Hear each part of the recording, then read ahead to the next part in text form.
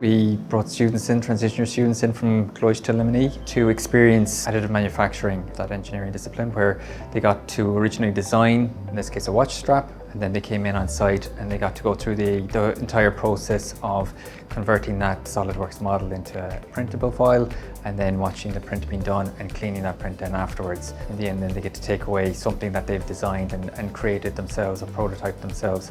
So the benefit of bringing them in is so that they can experience firsthand what it's like from the beginning and the end, from design to the actual manufacturing side, to see if it's something that interests them.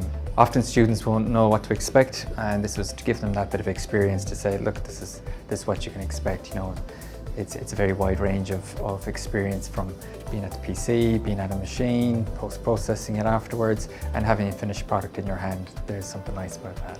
I thought the whole programme was fantastic. It was so interesting.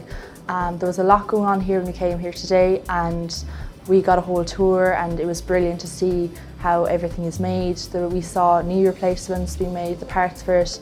I just found it so interesting. I thought the best part was actually making the watch.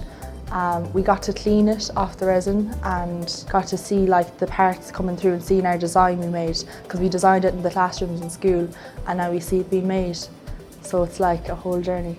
Me and my friends, we play music, so we were thinking something to do with music as a design. So here we have music notes, and here just says Ciol GCL and piano keys.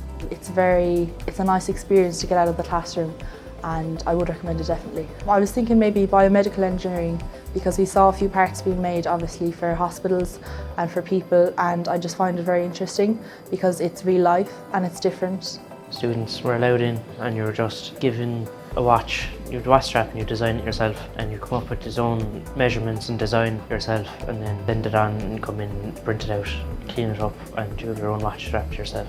I enjoyed kind of the creativity of it, you know, just to make the watch strap yourself. You're not going off a book or anything, you're just making it up as you go.